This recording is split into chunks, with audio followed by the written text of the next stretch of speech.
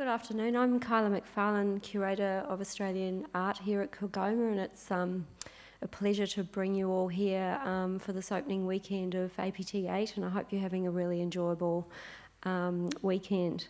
So thank you for joining us.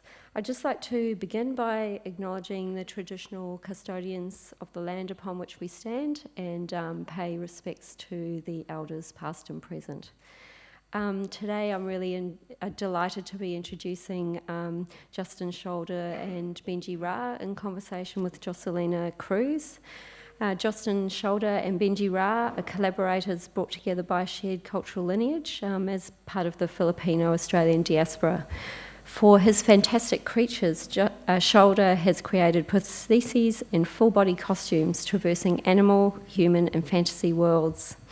A dancer and installation artist, Bhenji Ra works across diverse forms, including traditional Filipino dance and Vogue Femme.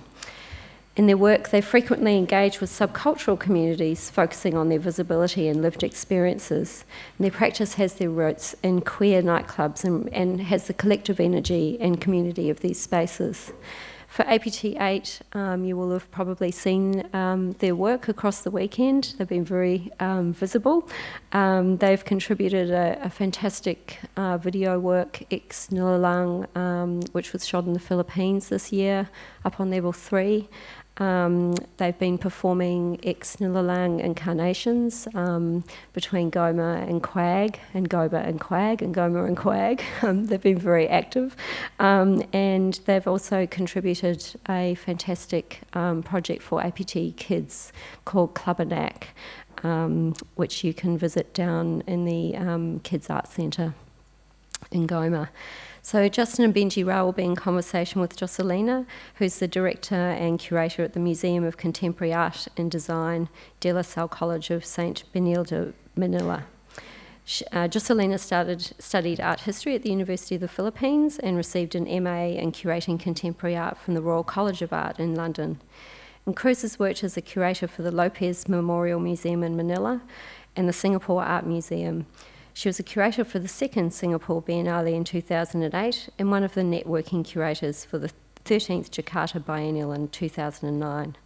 Cruz was curator at large of the Tapes retrospective at the Singapore Art Museum in 2005, co-curated All the Best, the Deutsche Bank collection, and Zaha Hadid at the Singapore Art Museum in 2006, and You Are Not a Tourist for Curating Lab in Singapore, which was part of the Singapore Art Show 2007. She also writes essays, reviews, criticism, and art commentary. Please welcome them today. I just want to note, sorry, before you start, Josélina, that there will be time for questions at the end. Thank you. Hello. Hello. Yeah. We are live. Okay. I think you're going to start the conversation by, I think for them to give a review, sort of like share their past work, so as to give us a sort of a background as to their work as independent artists, and then with some works which they've done collaboratively before, prior to the work that they have here. Yeah. Cool. I think I'm the first slide. Yes. Hi, I'm Bhenji. So I am interdisciplinary artist, but mostly focused within a body-centered practice. I have a quite rich history and training in contemporary dance, but when I graduated, I was looking for something with a little bit more nuance.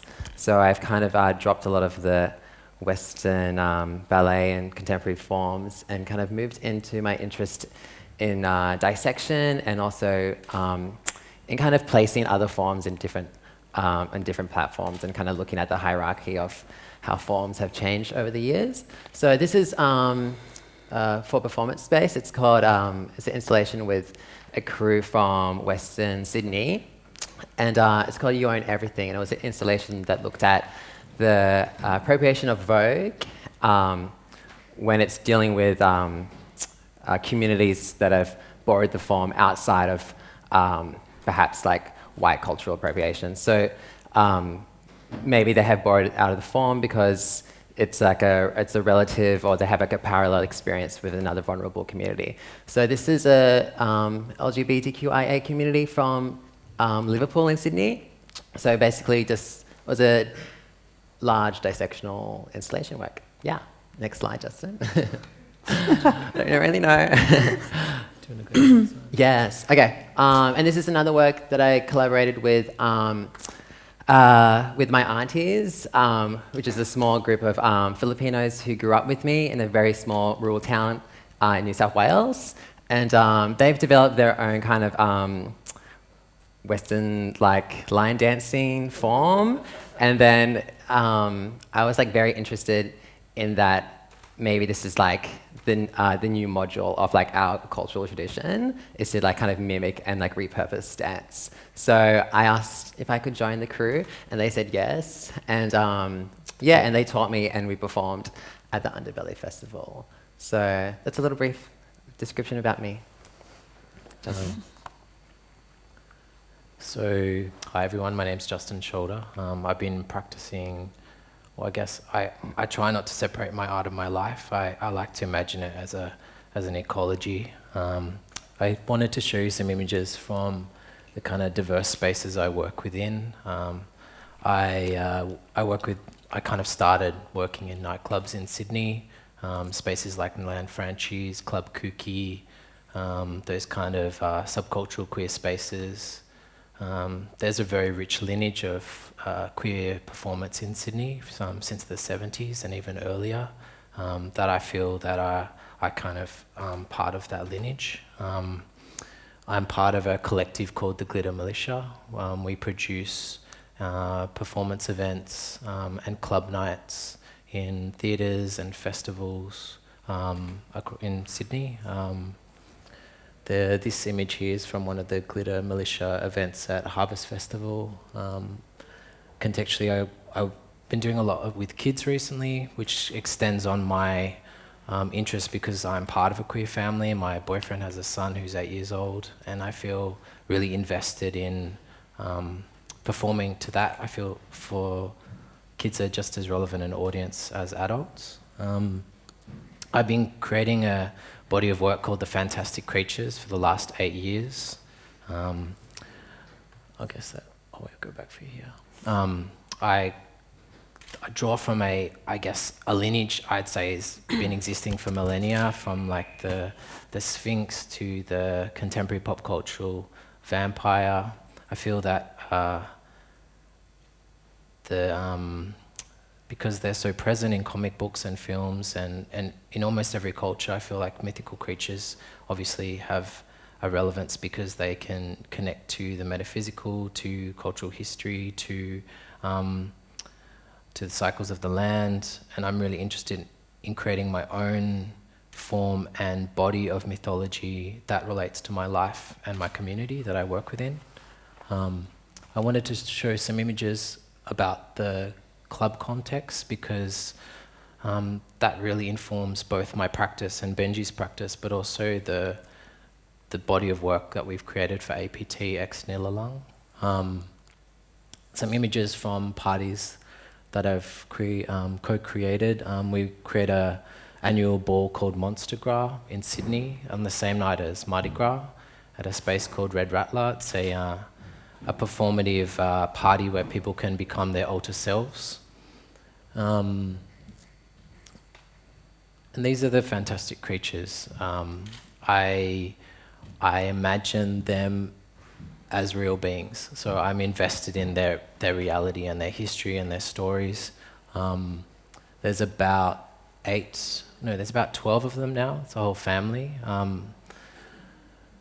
And this is a very big part of my practice. It's basically the main part of my practice. I'm very interested in the craft narrative of these beings. I work a lot with refuse materials, tinsel, plastic bags, glitter, straws, balloons. I'm really interested in repurposing really cheap materials. I think there's a lot of power in transforming trash. It's a creature here called Hubbub. Another figure called V. these figures kind of exist between many worlds. This was born for a nightclub work at a night with the glitter militia called Clown Cult. I was trying to imagine a contemporary clown that was a sort of vanitas portrait, meditating on the temporary nature of life. This figure disseminates its own image. Its book is only images of itself. It's called to life by the letter V. It exists between the nightclub space and also exists in the film world. This is a still from a video work. My major work that I've presented recently is a work called The River Eats. It kind of was my transition from club-based work into a theatre black box space. It details the journey of Pinky, who's a surnamed Pinky because they're very pink. Their flesh is pink. And over the course of the film, they transform into their other moth creature called Oo. And I guess all these kind of works, I just wanted to show the idea that the performances can exist in multiple spaces and that they're very much part of this growing ecology. I wanted to show you a work that me and Bhenji kind of seeded that really is a great introduction into the work for this exhibition. It's called Deep Alamat.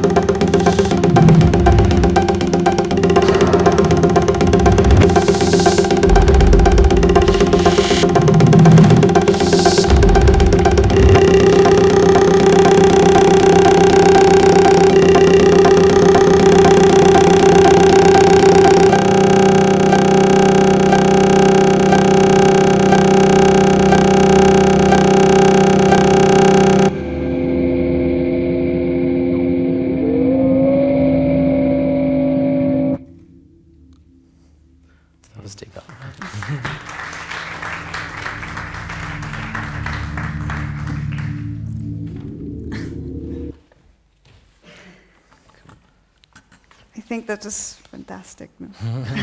The first time I saw it was just... I think we've been seeing Bhenji and Justin the past few days making this passage across the gallery, through the space of the gallery. And every time they did this performance, they almost created a processional entourage of visitors as they followed them across the sites. No? This, of course, is a continuation. It's almost an embodiment of the work that is shown in APT, the one you did for APT. Yes. And it also draws from this. Yeah. And so, this practice that you've had involves a lot of gestural work. Most obvious coming from Buto, I think, and voguing. Yeah. So they're both very nuanced and economical movement, which I think is seen as they go around the galleries. Sure. So in Deep Alamat, and sadly we didn't see this, Ang Dila, this engage in these forms. So how do you use them to speak your myths? I think the potential of, because the idea of Buto and voguing being very nuanced and for sure. very small gestures. Yep. How do you actually work this into your practice and your collaboration? Yeah. Okay. So how do we work this into? I guess maybe talk about gesture. Yeah, we've been as a stuck with beige Yeah, control. Yeah. I guess, yeah, I think I'm super, for me, my practice is about building a vocabulary of movement that is specific to that situation or that work or that creature. So, for instance, in my beige control Deep Alamat character, at that time, I think I was really interested in like face recognition and the idea and of like body reading. So biometric readings. Yeah, biometric readings. So I guess, yeah, for me, the whole time I was working with like tracing and outlines and like visualizing lines within the space and having my kind of like, yeah, having a correspondence between like my eyes and my fingers and allowing all of those kind of like small details to be observed. And I think that's why I love working with film recently, because it captures a lot of those type of things. But with voguing specifically, and I'll just like quickly talk about this, it's very much marked in my body because I moved to New York when I was 18 and I got very much immersed in that community. But I wouldn't say that it's something that I engage with or something that I appropriate into all of my works. I think it just sits within my body as a femme kind of person, which because it's based on a hyper femininity. So, and a lot of the gestures, because the Vogue is such a huge, it's a very diverse community, and there's a lot of like different, I won't go into the whole history, but there's a lot of different categories around Vogue, like face and body and sex siren and all of these things that are very nuanced as well. For instance, like face is all about the passing of a cisgendered woman's face or something like that. So it's like, how much can you pass? And it's all very subtle. So I think, yeah, my body is definitely informed, but I don't directly appropriate that. But it's definitely marked in my body. And gesture for me is so important as long as it makes sense to that situation, I think, yeah. Yeah, I think my I mean, the movements you do are very, very small. It's never, you don't have these grand gestures, which is usually, in some cases. Yeah, kind of like a, that like hyper performance or like virtuosic, I think things get lost. Or for me personally, I feel like it would get lost. And I think it's always about tracing or mapping my body and mapping what my body's informed with, and having those things like subtly and just kind of like dissecting my body within space. I know it sounds so crazy, but like, yeah, that's my thing. That's what I do. This is what you do, yeah. This is what you do while you're going through, yeah. With that's totally. It's just like my mind space. Yeah, I'm just like, oh, yeah. And I guess like considering talking about like an economy of movement. I mean, I think because we kind of jump between like entertainment spaces and spaces like jumping between like a presentational form or a form where we're literally inhabiting a figure. So I think that is a big part of the investigation. So say the kind of creatures that we've been inhabiting within the exhibition, it's less about performing to the audience, like here we are, we're this figure. It's more like we're being these figures. We're investing in their reality, and we're investing in the kind of what is the stimulus in our environment? What are we like? What's our relationship to light, or to what kind of things would we eat? What kind of I mean, that's kind of my entry point into how I consider gesture as well. Maybe perhaps we could go and parse a bit the film that's being shown in the gallery at the moment. Maybe that will be makes sense to what, because the work basically has sort of like 3 segments. One which shows JJ, who is as I found out, was a manananggal, and which I thought was quite interesting, because it was the fact that she represented this idea of a female. Well, we have to go into a Filipino myth of a very strong female who actually takes over a town and can actually threaten an entire village.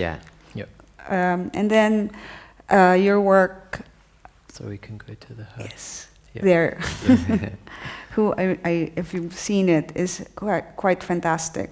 And then your work, which goes into Jezebel, which is again another mythic creature that comes from pop culture.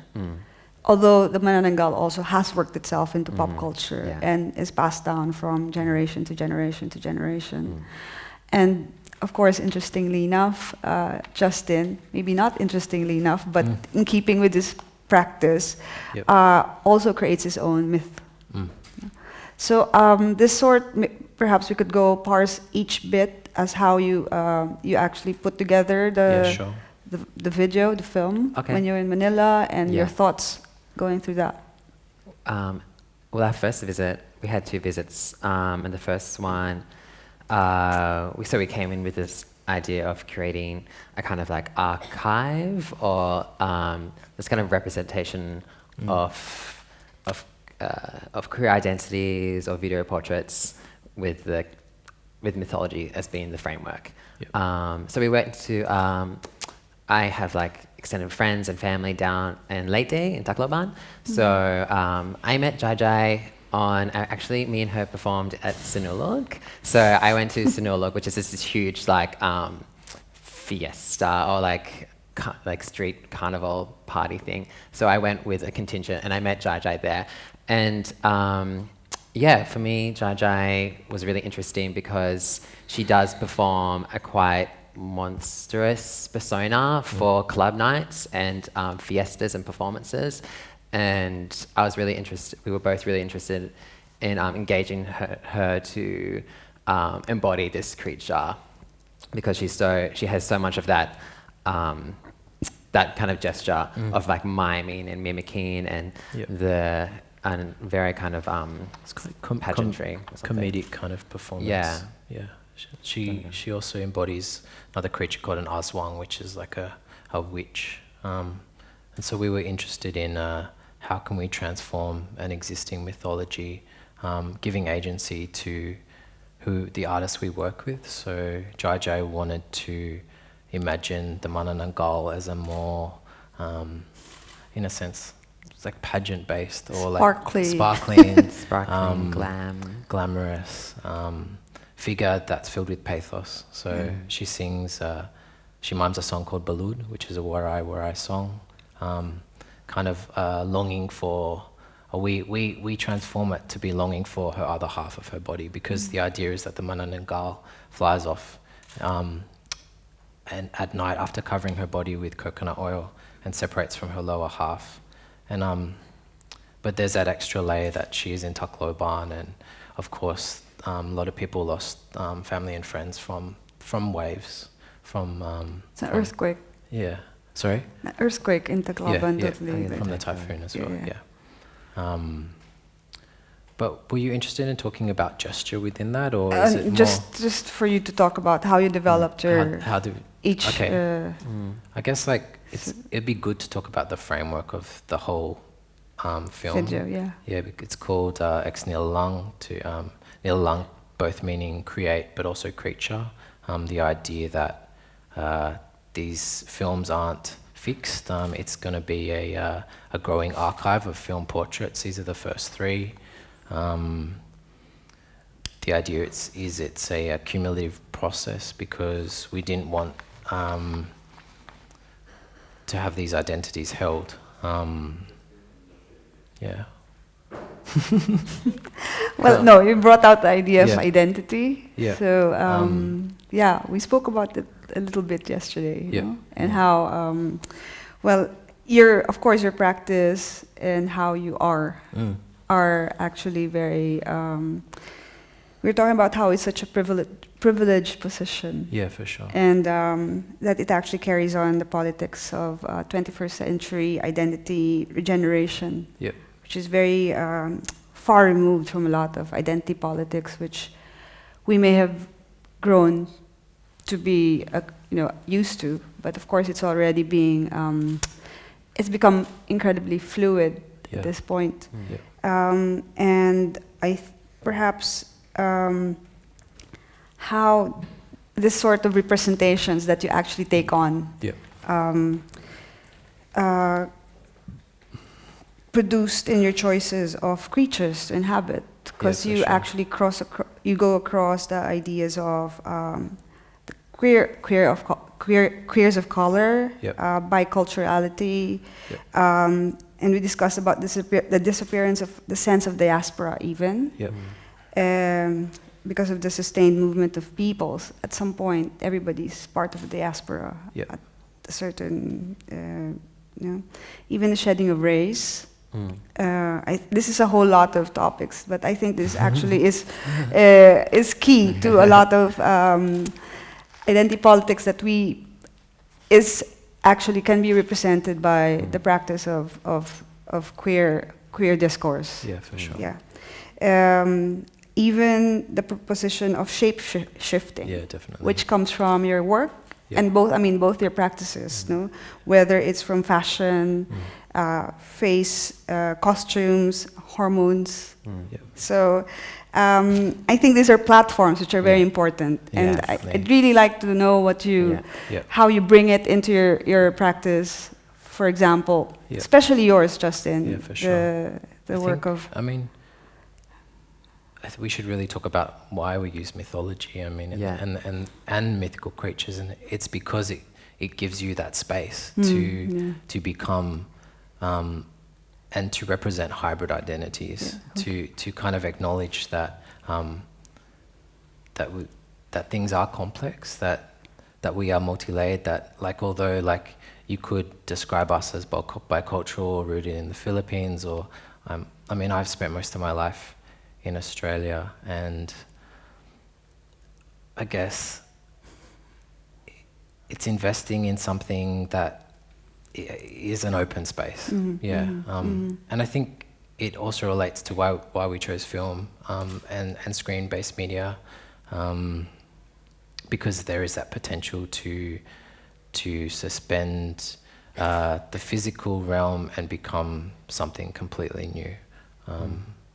But you do come from you're pretty much deeply rooted in the club scene. Yeah, for sure. Yep. So this move into media, video, film, is a totally different, it's a jump. No? So how does this work into your practice? Has it already moved to something different? Do you continue doing, how does the club scene work into this? Because you're now placed into a totally different platform altogether once you enter into art. And the club scene, does it take a backseat, or... I mean, it is a very privileged position to actually see yourself in a triennial. And it's different. How would you position yourself in it? I'm really interested in being in both spaces concurrently and the potential to communicate to a lot of people.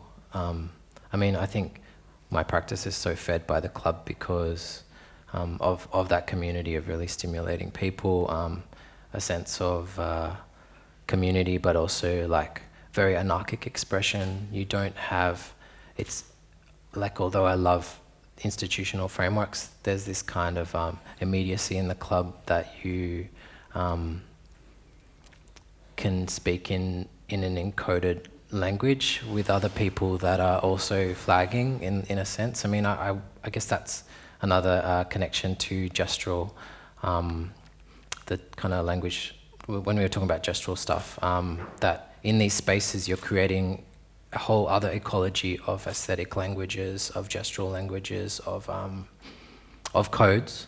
And I think that is the foundation of practice, that it couldn't exist without that, because it is rooted in, at the core is community and the kind of, and people and collaboration, and it doesn't exist in a in your head, or like it's not a construction that you can design. It has to come from the interplay with people and with the ideas that come from those spaces. Sorry, I was just going to say, like, so we actually run a club night called Club Arte. Go back. And I think, that's me hosting.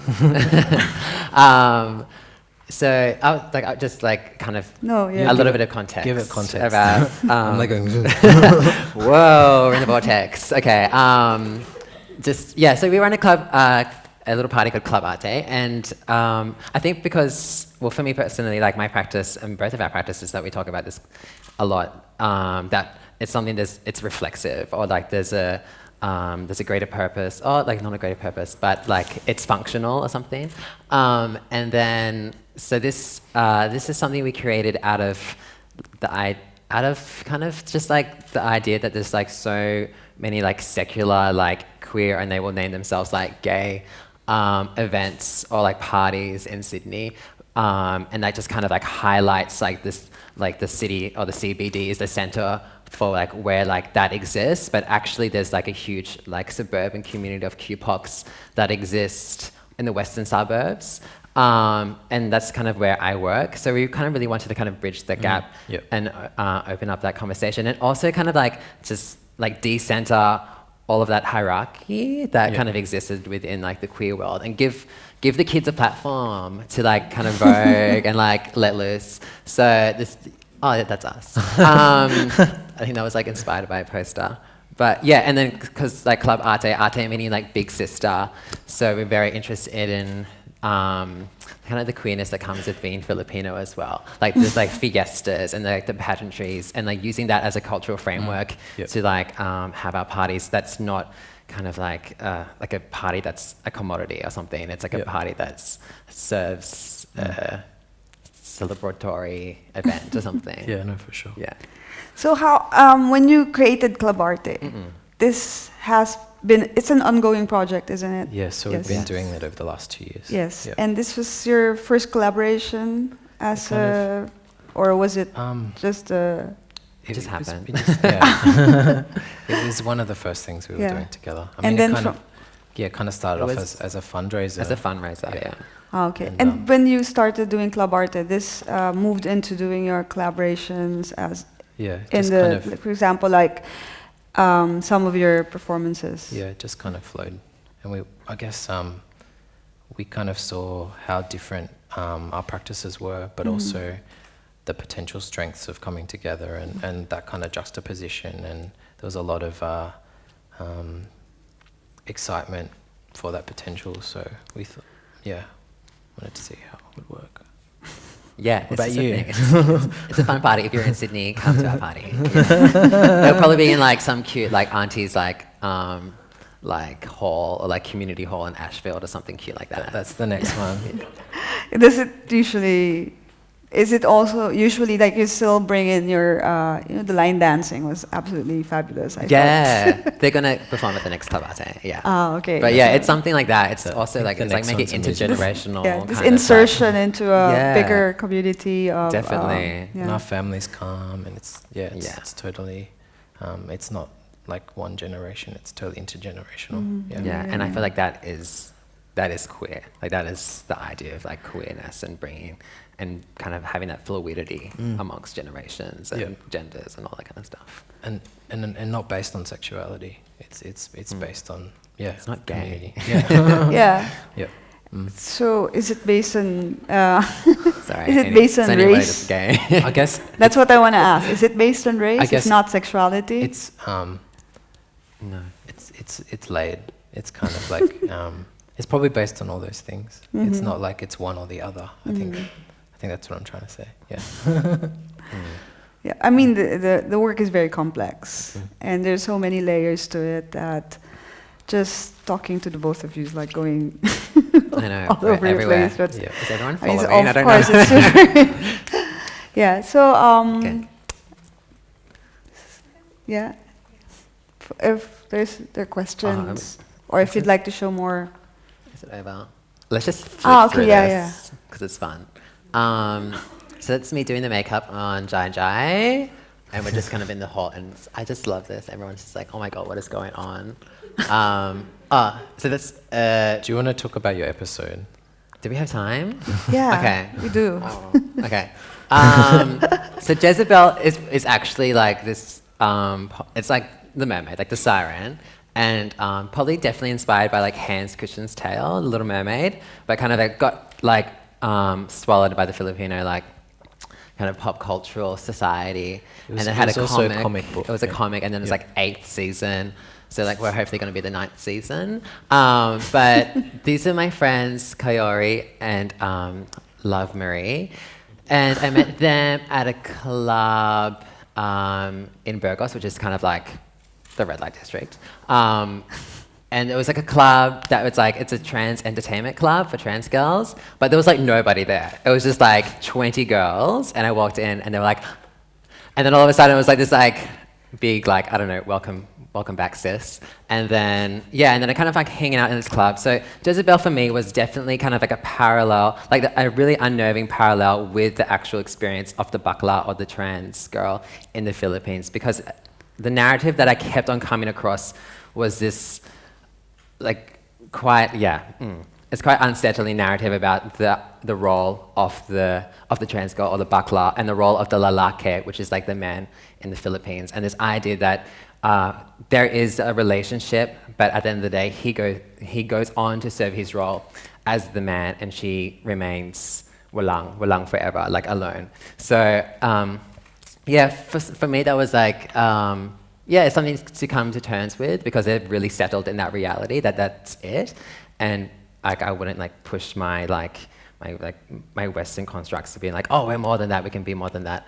But I just wanted to build a non-linear narrative that was like based on video portraiture, so it was like packed up with a lot of ideas, so that parallel and the idea that the club can be like a liminal space where a lot of these fantasies become reality, or they're safe spaces, and maybe when daytime comes, everything kind of returns. So this is kind of like a nightclub that's like in the pool, like an underwater nightclub. And the idea that we're like kind of like observing ourselves, because that kind of comes from our gesture and our language within ourselves as well. So very kind of attracted to the idea that, my experiences with other trans girls in the Philippines was this kind of like admiration, or this observing and expecting like each other, like, oh my god, your arms are so soft, like, are you taking hormones yet? Oh my god, where did you get your nails from? And there's like constant staring at yourselves, because you're constantly transitioning, so it's like completely like absorbed in oneself, but maybe it's not as narcissistic as it looks. So yeah, it's Jezebel. Let's talk about the jeepney. I thought I'd quickly talk Does it about... have a name? The creature doesn't have a name yet. My episode's called Lolo Ex Machina. Lolo in the Machine, my grandfather in the machine. I my grandfather, I never knew him or met him. I wanted to know what he looked like, but I've got no photographs. Everything was lost in floods in the Philippines. So I decided, using my own kind of gestural language and my costuming, to become a jeepney, and in a sense to communicate with his spirit that way. This film portrait also acknowledges this kind of investigation into that part of my cultural identity, but also the failure of that. The idea that it was funny, like I got asked to be part of this exhibition, and I was like, oh, I don't even know Tagalog, or I don't even know like hardly anything about that part of my identity, and why do I feel this pressure to perform that? And so I was like, well, maybe I can speak like a jeepney. Maybe that's the language I can communicate in. Maybe I can invent something new that is hybrid and my own thing, you know, like, so this portrait is a kind of communication with that, where this figure speaks in automotive tongue and has a conversation with my Lolo that I never met. It might be a complete construction, but it is my entry point into that world, and it is that kind of constructed mythological framework. Yeah. Do you guys think that there is this sort of resistance to just being identified in this particular sense of, or being framed as having roots in the Philippines? Do you have that source of resistance in your practice, or do you just, is this a continued aspect of your identity that you continue to mine? Probably different for both of us, hey? Maybe. Yeah, I mean, that's why it's... That is like such a negotiation, a constant negotiation of power balances and power dynamics, especially if you're like quite the other. And I think for me, it's about just trying to decenter that, or like just maybe like center narratives, or that are not dominant in that. There's nothing that kind of dominates over me or something. Yeah. Yeah. What do you reckon? Yeah, kind of. It's like when we were talking about nuance. It's not like one thing is particularly dominant. It's like I always think of my identity as a collage of different things. Kind of like layered clouds, lots of transparency. So I mean, yeah, I understand transparency and but how when you get into these roles of actually working within a very racially purposed site. Is this a very strategic position that you take on?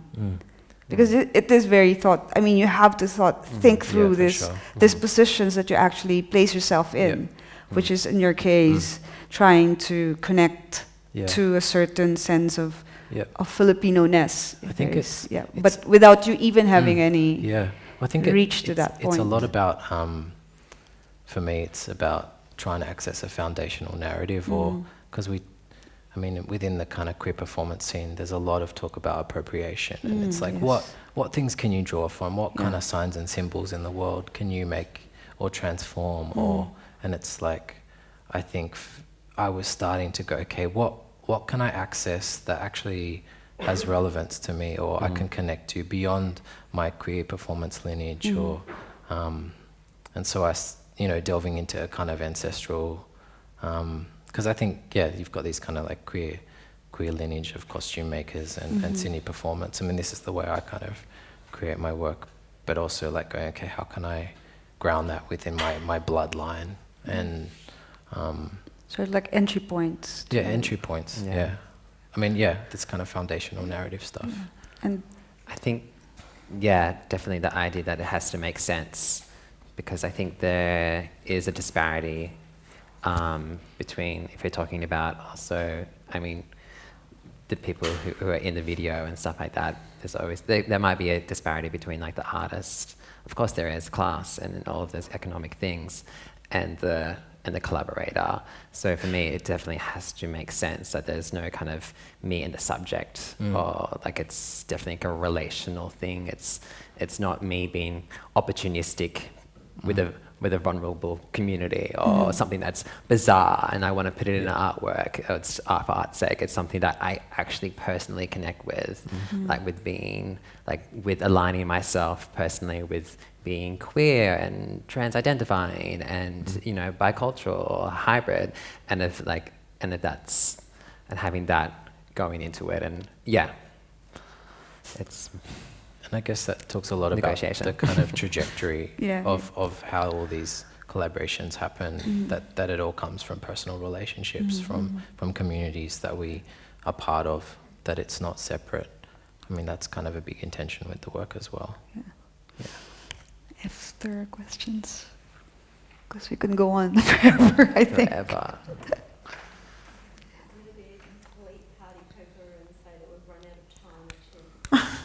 Just one or two. Gary? Yes, you mentioned, Josélina, that they were moving away from 20th century constructions of identity towards newer ones. And I think this is interesting, particularly in the context of the APT, because constructions of identity based in gender, ethnicity, language and religion all contrast themselves with white male heterosexuality as a type of norm and really feed into the constant recentering of those. And what I find really interesting about your practice is that you disregard these constructions, that in some sense there's an element of disobedience with regards to what are legacy modes of difference. Yep. So perhaps you could just, if you have an opportunity, you could talk about this a little. Well, it's that kind of idea as well. When I think of resisting, I think of that there's something, like resisting is like a byproduct of, or like it's a product of me centering like the white patriarchal blah, blah, blah, blah, blah. I could go on for a long, very long time. But it's that, for me, it's like, oh, I'm going to resist that. No, I'm going to disregard that. And I'm going to recenter myself. It's something like that came up in my collaboration with the Vogue girls and stuff like that, was that, oh, there's so much conversation around cultural appropriation, and that like, and the biggest, like, you know, it's at fault of you know, Western society. But I was like, let's disregard that and let's just talk about cultural appropriation between two communities of color, and it's like maybe that's more complex and that has more nuances, stuff as well. I mean, that kind of feeds into me and my investigation in foundational narratives, and it's kind of like what can you access that opposes the dominant paradigm or dominant narratives that make sense to you, that centers the other as well. So yeah. One more question. I can.